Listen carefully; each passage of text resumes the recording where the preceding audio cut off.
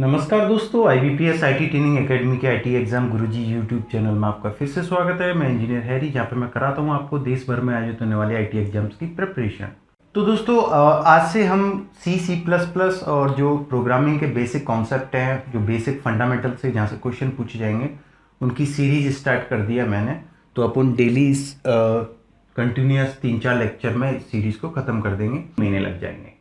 ठीक है, इतना टाइम अपने पास है नहीं, अपने पास है 20 डेज। तो 20 डेज के हिसाब से चल रहा है अपन को।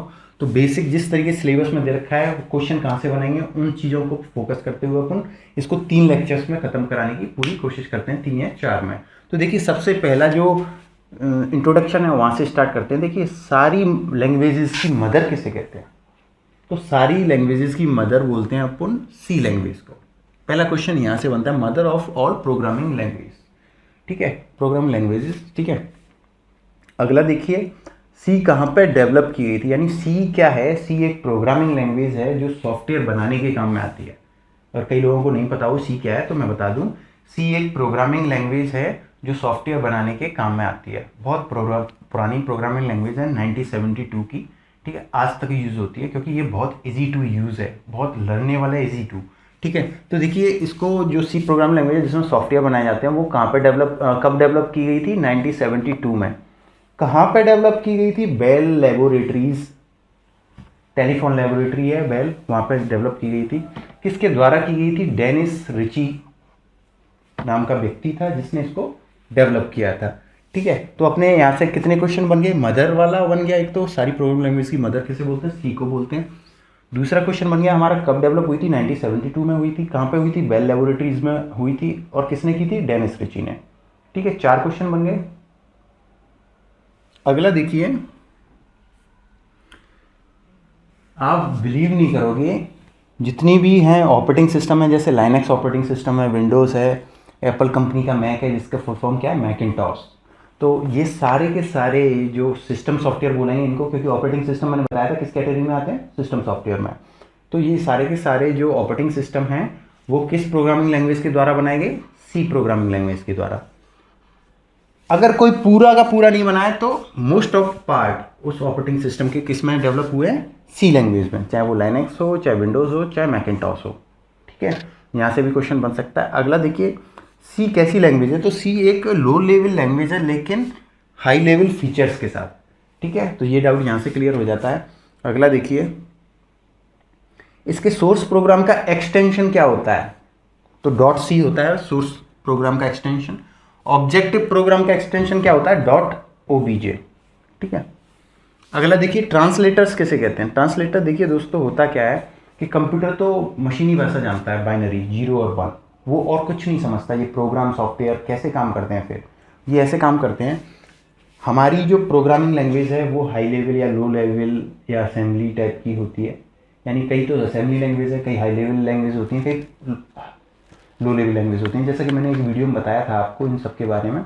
ठीक है, तो जो ट्रांसलेटर्स होते हैं वो क्या करते हैं? हमारी भाषा को, यूज़र की नहीं बोलेंगे, एक तरीके से प्रोग्रामिंग लैंग्वेज को बोलेंगे, प्रोग्रामिंग लैंग्वेज की भाषा को ये जो होते हैं असेंबलर, इंटरप्रेटर, कंपाइलर, ये क्या करते हैं? मशीनी भाषा में बदल देते हैं। किस में बदल देते हैं? मशीनी भाषा में।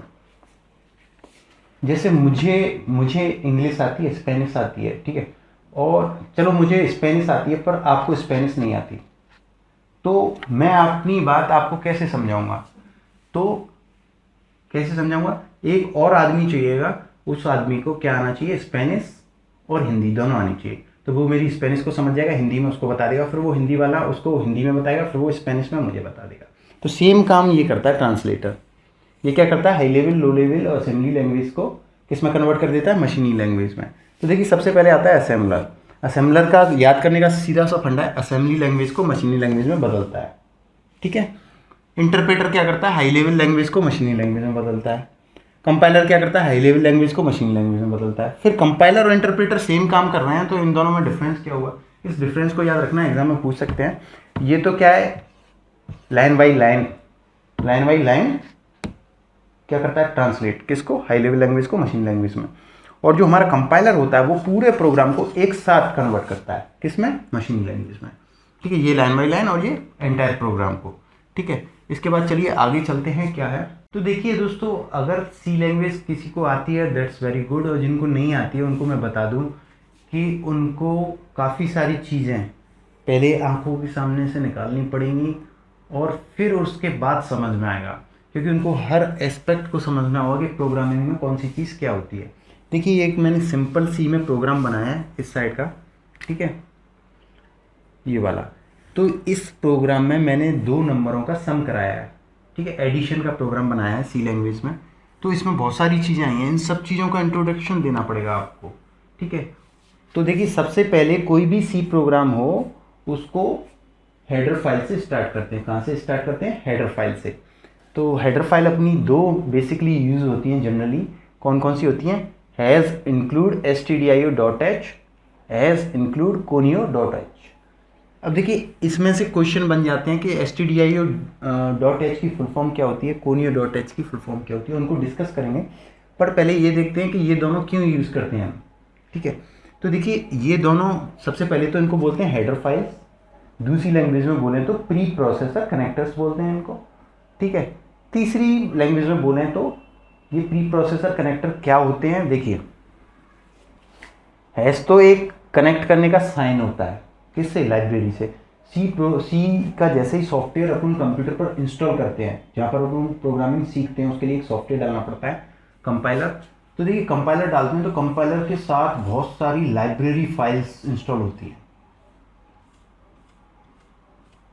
इनपुट आउटपुट, और आपका स्टैंडर्ड इनपुट आउटपुट हुई, कंसोल इनपुट आउटपुट की फाइल हुई, ग्राफिक्स की, फंक्शन की, मैथ की, कई सारी लाइब्रेरी होती हैं, ठीक है। ये लाइब्रेरी अपने अंदर दुनिया भर के फंक्शन, पहले से डिफाइंड फंक्शन को रखती हैं। यानी इस लाइब्रेरी में जो फंक्शन है उसको पता है कि मेरा काम क्या है। अगर मुझे बुला लिया, अगर मुझे इस प्रोग्राम में यूज़ किया, तो मुझे पता है कि मुझे क्या काम करना है, इसको अपनी डेफिनेशन पता रहती है। तो देखिए, जैसे ही मैंने प्रोग्राम में लिखा stdio.h, तो मान लीजिए इनमें से यहाँ पे stdio.h लाइब्रेरी है, वो लाइब्रेरी आके मेरे प्रोग्राम से कनेक्ट हो जाएगी। यानी अब मैं जब जब प्रोग्राम में स्टैंडर्ड इनपुट आउटपुट लाइब्रेरी का उपयोग करूँगा तो मुझे इस लाइब्रेरी को कनेक्ट करना पड़ेगा। कनेक्ट किससे होगा वो? जब मैं यहाँ पे लिखूँगा हैज़ इंक्लूड stdio.h। stdio.h की फुल फॉर्म है स्टैंडर्ड इनपुट आउटपुट, याद रखना है इसको। तो देखिए, हैज़ तो एक सिंबल है जिसके जरिए अपन लाइब्रेरी को कनेक्ट करते हैं। इंक्लूड माने शामिल करना, यानी हमारे प्रोग्राम में शामिल करो किसको? Standard input output header file को, यानी स्टैंडर्ड इनपुट आउटपुट लाइब्रेरी को। तो वो हमारे प्रोग्राम में कनेक्ट हो गई। अब जब भी जैसे प्रोग्राम में आप लोग जानते होंगे, प्रिंट एफ हुआ, स्कैन एफ हुआ, ये सब कैसे टाइप के फंक्शन है? स्टैंडर्ड इनपुट आउटपुट के। ये प्रोग्राम में काम ही नहीं करेंगे अगर आपने इसको यूज़ नहीं किया, ठीक है। तो हमने इसको कनेक्ट कर दिया जिससे प्रोग्राम में जितने भी स्टैंडर्ड आउटपुट फंक्शन है वो हम यूज़ करेंगे तो वो काम करें। तो उसके लिए हमने लाइब्रेरी से कनेक्ट किया, किसके जरिए किया? Has include stdio.h। वैसे आंख बंद करके जब भी कोई भी प्रोग्राम बनाओ सी का, तो ये 2 लाइन तो आंख बंद करके लिख दिया करो, आंख बंद करके, कोई सा भी प्रोग्राम हो। समझा इसलिए रहा हूँ क्योंकि बेसिकली 90% जो प्रोग्रामिंग जानते हैं उनको पता नहीं होता, इतना पता होता है क्योंकि प्री प्रोसेसर कनेक्टर होता है।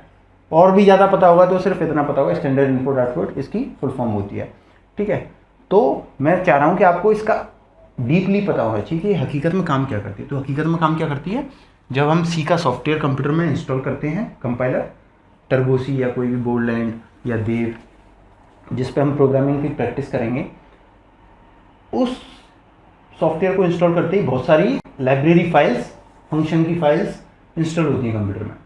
अब जब हम प्रोग्राम बनाएंगे तो प्रोग्राम में हम फंक्शन का यूज़ कर रहे हैं, तो उस फंक्शन को पता तो होना चाहिए मेरा काम क्या है। तो वो कनेक्टिविटी हम कहाँ से लेंगे? यहाँ से, लाइब्रेरी से। तो हमने लाइब्रेरी से कौन सा, इस लाइन के जरिए कौन से लाइब्रेरी के फंक्शन कनेक्ट कर दिए? स्टैंडर्ड इनपुट आउटपुट, जो कौन से होते हैं? प्रिंट एफ हुआ, स्कैन एफ हुआ। ऐसे ही हमें दूसरी फिल लिखना पड़ेगा, हैज़ इंक्लूड conio.h। तो conio.h की फुल फॉर्म होती है कंसोल इनपुट आउटपुट। तो हमारे प्रोग्राम में जितने भी कंसोल इनपुट आउटपुट वाले फंक्शन होंगे, जैसे देखिए यहाँ पे क्लियर स्क्रीन होता है, गेट सी एच हुआ, ये कैसे? Console input output, clear screen, get C H. इन फंक्शनों का काम तभी काम करेगा जब हम इस लाइब्रेरी को, कंसोल इनपुट आउटपुट लाइब्रेरी को कनेक्ट कर देंगे प्रोग्राम से। इसलिए हम कोई सा भी सी का प्रोग्राम लिखें, इन 2 हेडर फाइल्स को सबसे पहले बिना देखे आँख बंद करके लिख देते हैं। समझ में आ गया क्यों यूज़ करते हैं इसको? इनकी फुल फॉर्म समझ में आ गई, हैज़ का मतलब समझ में आ गया, इंक्लूड का आ गया, और इनका समझ में आ गया आपको वो क्यों। अब देखिए फिर हम लिखते हैं मेन फंक्शन, ठीक है। तो मेन फंक्शन क्यों लिखते हैं, देखिए बेसिकली ये हमारे प्रोग्राम का स्टार्टिंग पॉइंट होता है जहाँ से प्रोग्राम एग्जीक्यूट होता है हमारा, यानी यहाँ से लेके मेन से लेके मेन क्या हमारा पॉइंट है जहाँ से हमारा एग्जीक्यूशन स्टार्ट होगा प्रोग्राम का। जिन लोगों को पता है वेरी गुड, जिनको नहीं पता वो यहाँ से देख लो कि मेन फंक्शन का, अभी पूछ ले एग्जाम में मेन फंक्शन क्या काम करता है, तो वहाँ ऑप्शन में मिल जाएगा आपको starting point of program execution, यानी हमारे प्रोग्राम का एग्जीक्यूशन होगा जब रन कराएंगे तो उसको प्रोग्राम को पता होना चाहिए कि पूरा प्रोग्राम एग्जीक्यूट कराना है या फिर कहाँ से कराना है। तो हमें पता है कि मेन से नीचे तक का प्रोग्राम एग्जीक्यूट कराना है, इसलिए हम मेन फंक्शन को यूज़ करते हैं।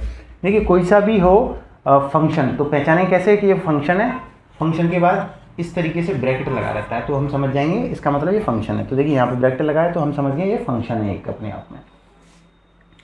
फिर देखिए कर्ली ब्रेसेस लगाते हैं, यानी कर्ली ब्रेसेस मीन्स यहाँ पे स्टार्ट किया और यहाँ पे मैंने कर्ली ब्रेसेस को बंद किया, इसका मतलब हमारा प्रोग्राम का मेन कोड है वो इन कर्ली ब्रेसेस के अंदर है, ठीक है। अब देखिए फिर लिखते हैं हम इंट।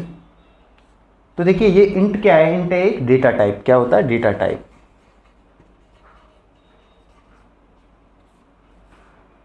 तो देखिए डेटा टाइप है इंटीजर, यानी इसका मतलब क्या हुआ कि जितनी वैल्यूज़ हम यूज़ करेंगे प्रोग्राम में वो किस टाइप की होंगी, इंटीजर टाइप की, इंटीजर टाइप की वैल्यू होगी।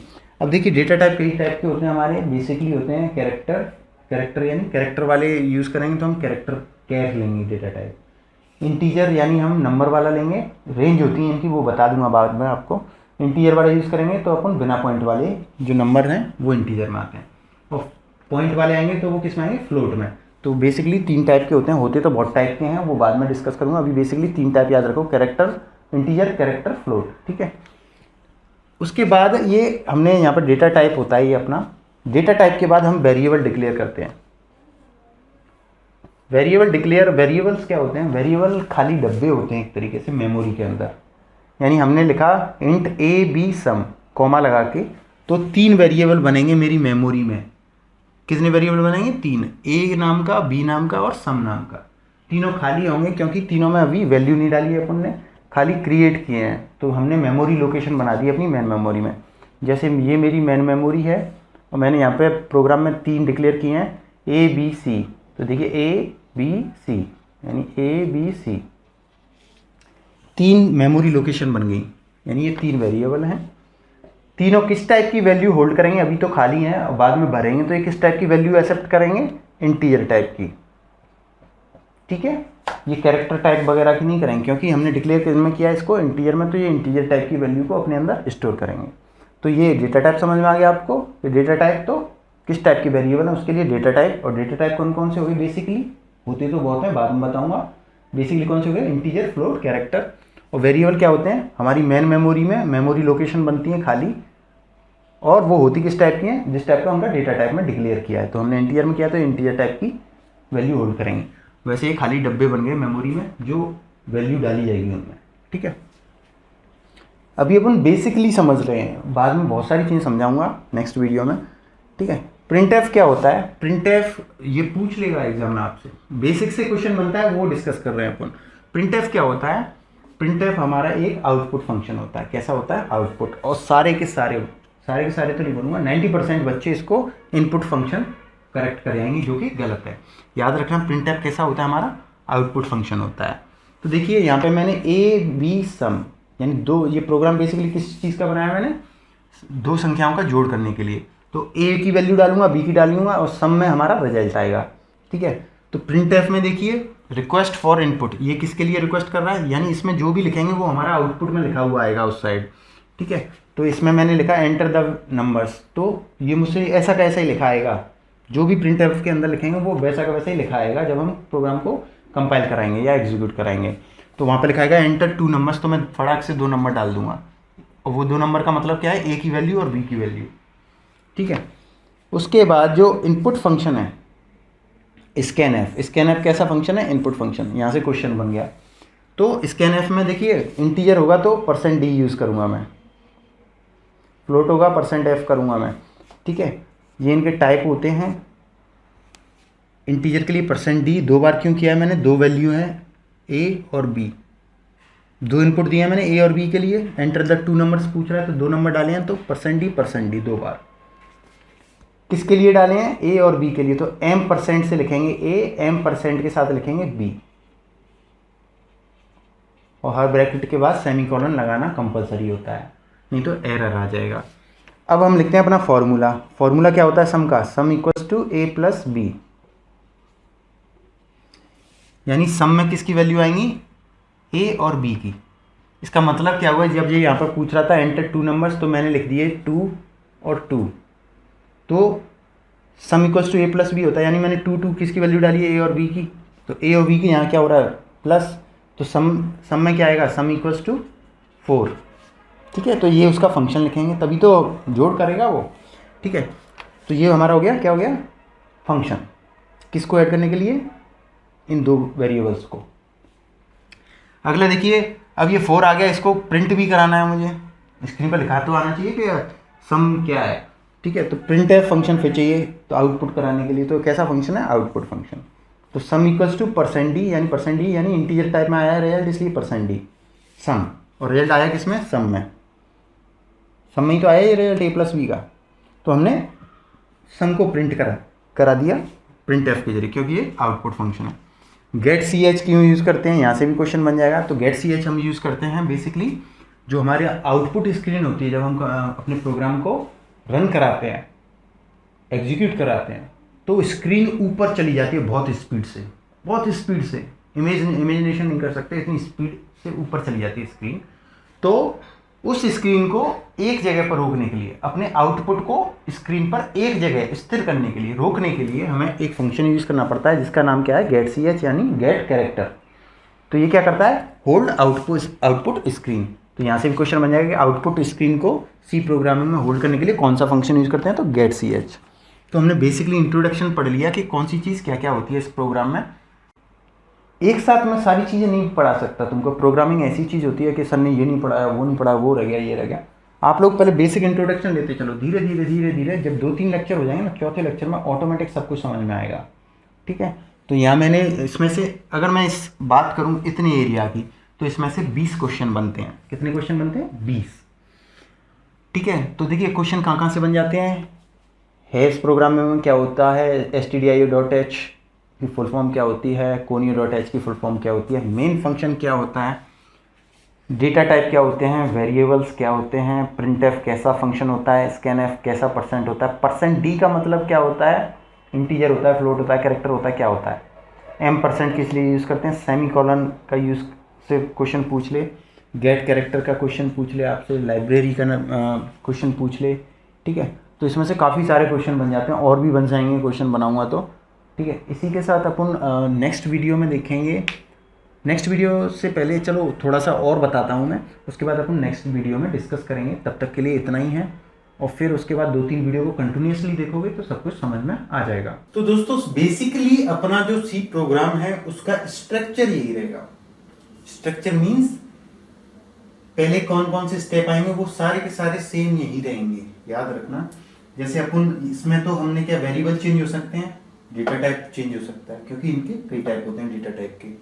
ठीक है, प्रिंट एफ का यूज होगा हमेशा, स्कैन एफ का होगा। सम की जगह पर मान लो मल्टीप्लीकेशन का कर रहे हैं, यानी multiply equals to A into B, तो यहाँ मल्टीप्लाई फार्मूला चेंज हो सकता है। फार्मूला आप सब जानते हो, अलग अलग चीज़ों का अलग अलग टाइम पे यूज करते हैं अपन। गेट सी एच का उपयोग होगा, कर्ली ब्रेसेस का होगा, इनको कर्ली ब्रेसेस कहते हैं, सेमीकोलन का होगा, M% का होगा अगर इंटीजर यूज कर रहे हैं। ठीक है, तो बेसिकली स्ट्रक्चर यही रहेगा सी प्रोग्राम का। ठीक है, तो इस स्ट्रक्चर को अपने माइंड में बैठा लो, स्टेप को।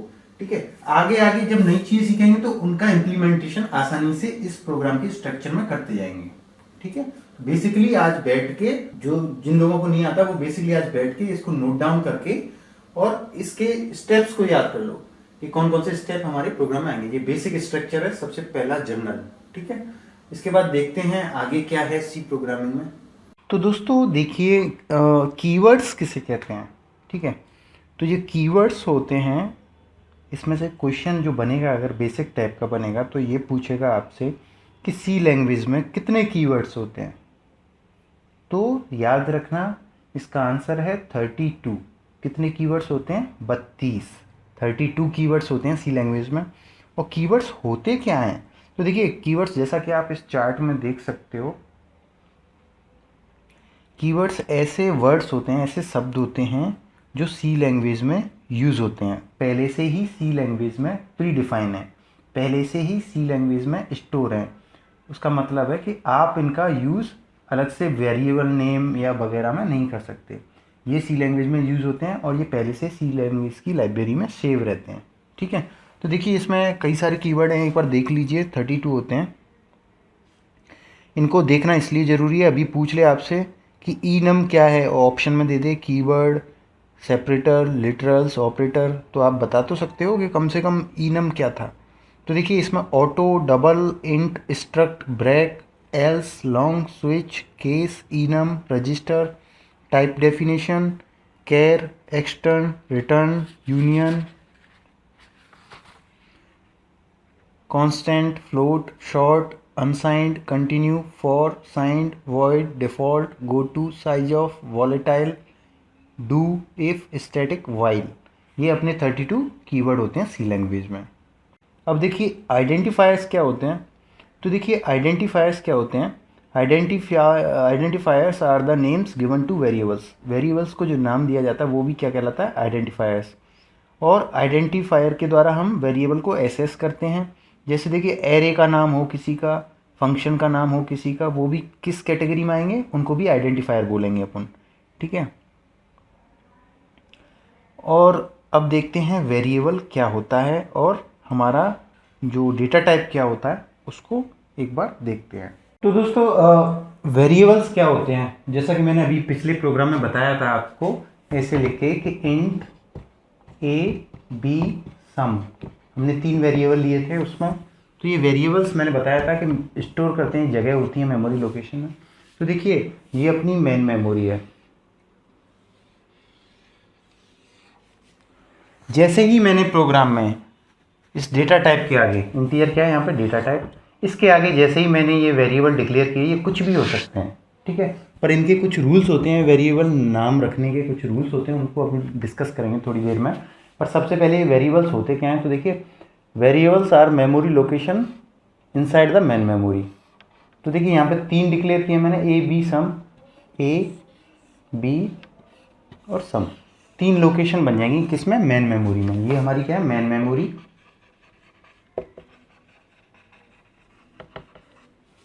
ये क्या बन गई हमारी 3 लोकेशन। अगर मैं यहाँ पे ए बी सी डी 4 लेता वेरिएबल तो 4 मेमोरी बनती, 4 डब्बे बनते, ठीक है। और हर डिब्बे का नाम क्या होगा, जो हमने वेरिएबल का नाम दिया, तो ए बी सम, ये खाली हैं। तो देखिए वेरिएबल्स क्या होते हैं, इनकी जो वैल्यूज़ होती हैं वो कांस्टेंट नहीं होती। कांस्टेंट और वेरिएबल में फ़र्क होता है। कांस्टेंट में वैल्यूज एग्जैक्ट वही रहती है हमेशा, जबकि वेरिएबल में चेंज होती रहती है ड्यूरिंग द एग्जीक्यूशन। तो देखिए मान लीजिए अपन ने ए की वैल्यू 5 दी प्रोग्राम में, बी की वैल्यू 5 दी और हम सम करा रहे हैं, तो यहाँ पे क्या आएगा 10, इसलिए ये खाली थी क्योंकि प्रोग्राम रनिंग टाइम पे वैल्यू डालेंगे अपन। तो ये एक ऐसी एंटिटी होती है जिसकी वैल्यू वेरी करती है time to time, execution time पे। तो वेरिएबल एक ऐसी एंटिटी है जिसकी वैल्यू वेरी रहती है प्रोग्राम एग्जीक्यूशन पे, यानी चेंज हो सकती है ये चाहे जब, ठीक है। तो आप लोगों की समझ में आ गया कि वेरिएबल डिक्लेयर करने के बाद होता क्या हकीकत में ये होता है। अब डिस्कस करते हैं इसकी नेमिंग कैसे करते हैं। देखिए वेरिएबल का जो नाम रख रहे हैं अपन, ये अपने जो वेरिएबल थे इंट ए कॉमा बी कॉमा सम, इसमें 3 ही तो वेरिएबल हैं इस एग्जांपल में। तो देखिए इनके नेमिंग के लिए अपन वेरिएबल का नाम डिजिट में ले सकते हैं, कोई भी लेटर हो सकता है, और अंडर स्कोर का इनके बीच में यूज़ कर सकते हैं। किसका, अंडर स्कोर का। जैसे अंडर स्कोर का कैसे, जैसे मैंने एक वेरिएबल लिया जिसका नाम दिया मैंने सम ऑफ नंबर्स, ठीक है, यानी मुझे इनके बीच में स्पेस तो अलाउ है नहीं, लेकिन अंडर स्कोर अलाउ है, तो मैंने अंडर स्कोर लगा के इसको वेरिएबल लिख दिया। ये वेरिएबल था, इसको ऐसे भी लिख सकता हूँ मैं, ठीक है। यानी मैंने इसमें लेटर भी यूज़ किए और अंडर स्कोर भी यूज़ किया है। इसमें डिजिट भी यूज़ कर सकते हैं, जैसे सम 5, ठीक है, स्पेस देना है तो अंडर स्कोर लगा दो इसके बीच में। तो पहला नियम ये हो गया। दूसरा नियम ये है वेरिएबल का कि जो वेरिएबल का नाम है वो कभी भी कीवर्ड्स की लिस्ट में से नहीं होना चाहिए। जो अभी अपने 32 कीवर्ड्स देखे थे नाम वाइज, उनमें से नहीं होना चाहिए। आप अपने मन से कोई भी वेरिएबल का नाम रख लो, पर वो 32 कीवर्ड अभी जो अपने डिस्कस कीजिए, एक उसमें से कोई भी कीवर्ड का नाम नहीं होना चाहिए वेरिएबल का नाम। तो फॉर एग्जाम्पल मैं सिंपल नाम भी नहीं दूँ तो मैं ऐसे भी लिख सकता हूँ where1 where2 dot dot dot, ठीक है, और सेमीकोलन। ठीक है, तो सिंपल आप लोगों को ही समझ में आ गया कि वेरिएबल कैसे मेमोरी लोकेशन बनाता है, कैसे उसको डिक्लेयर करते हैं, और कौन कौन से रूल हैं उसको फॉलो करने के लिए। ठीक है,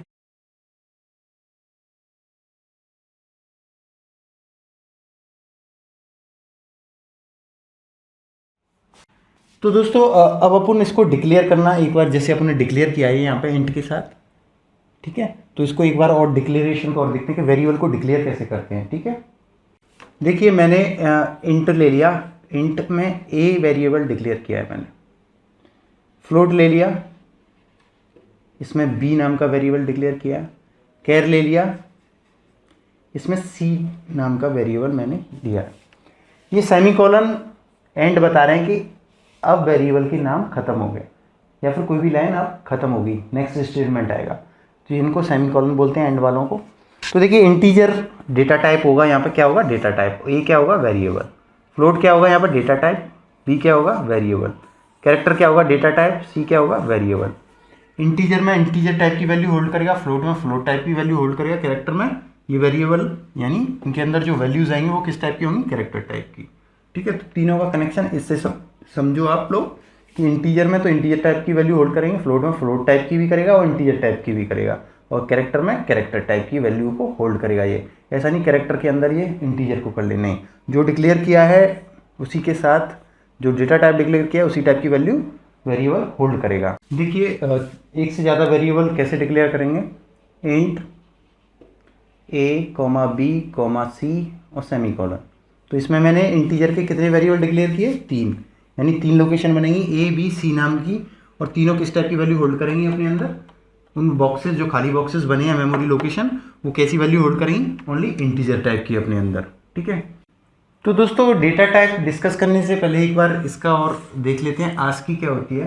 तो मुझे काफ़ी टाइम हो गया, मैंने काफ़ी टाइम स्पेंड किया है प्रोग्रामिंग में, और बहुत साल हो गई मैंने प्रोग्रामिंग को देखा भी नहीं है मुड़ के। सो मुझे तो खासकर याद नहीं है, पर शायद इसका फुल फॉर्म जो आस्की टेबल होती है, एक टेबल होती है, अमेरिकन स्टैंडर्ड टेबल होती है।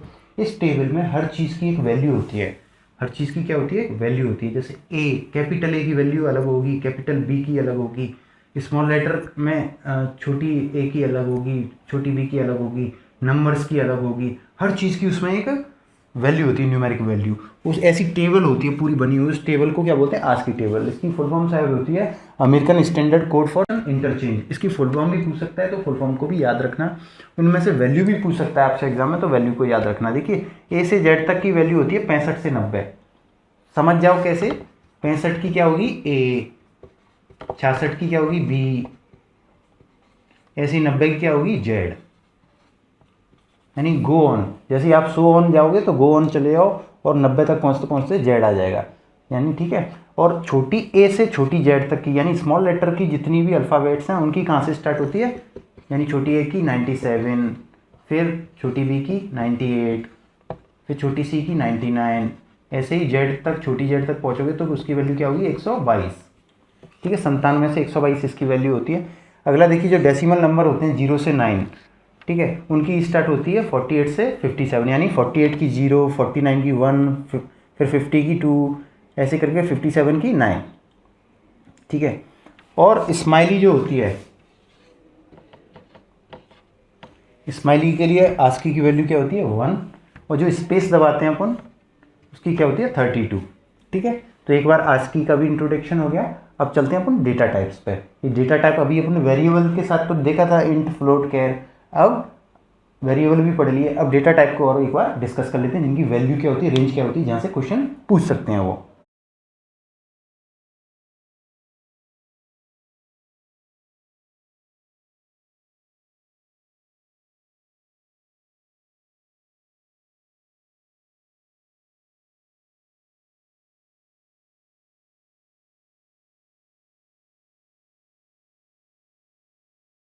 तो दोस्तों अपने बेसिकली प्री डिफाइंड जो अपने डेटा टाइप होते हैं वो 3 टाइप के होते हैं, इंटीजर, फ्लोट, कैरेक्टर।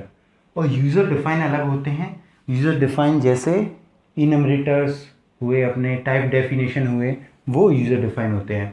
ठीक, और array structure, pointers, union, function, ये कैसे होते हैं, ड्रिफ्ड डेटा टाइप। और एम्प्टी डेटा टाइप वॉइड में होते हैं। ठीक है, तो इतना याद रखना। बेसिकली अपना प्रोग्राम यहाँ से चलता है। तो इंटीजर की वैल्यू इनमें से क्वेश्चन पूछ सकता है, इसलिए मैंने ये सब बनाया है।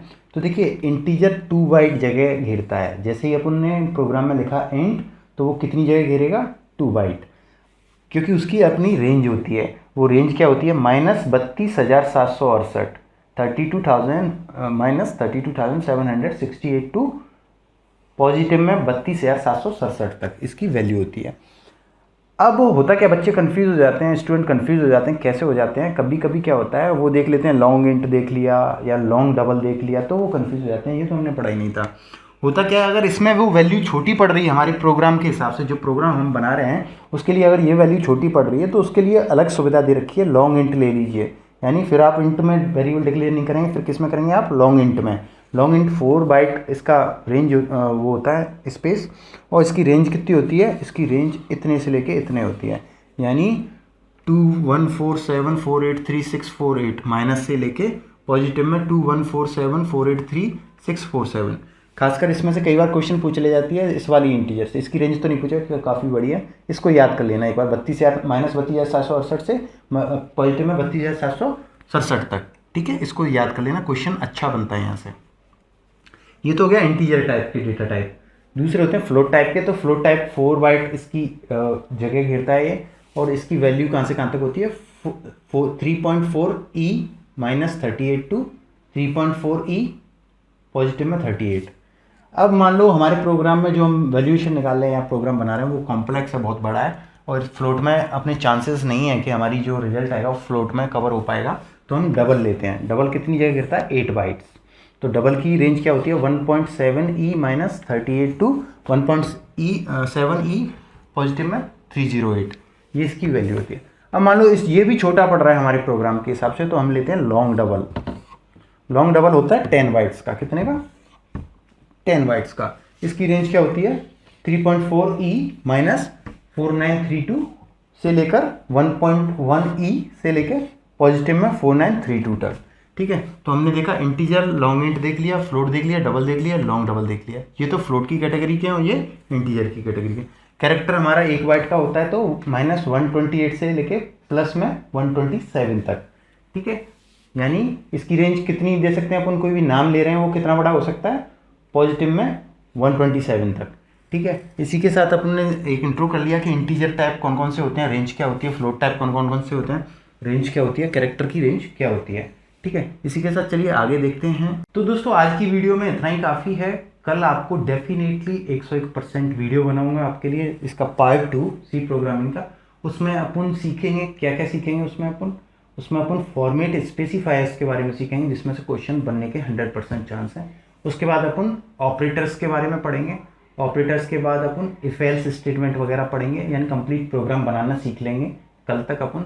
और परसों की वीडियो में अपन लूपिंग वगैरह और स्टेटमेंट वगैरह को कवर करते हुए, फंक्शन वगैरह जितने भी टॉपिक्स हैं उनका इंट्रोडक्शन करते हुए आगे बढ़ जाएंगे। यानी 4 लेक्चर में अपना सी अपन को ख़त्म करना है, और फिर 2 लेक्चर में अपन को C++ और जावा का इंट्रोडक्शन करना है, क्योंकि वो ऑब्जेक्ट ओरिएंटेड प्रोग्रामिंग है। इसी के साथ आपसे विदा लेता हूँ। अगर आपको वीडियो पसंद आई है तो आप लाइक का बटन दबाइए और शेयर कीजिए। तब तक के लिए study hard, best of luck for your exams.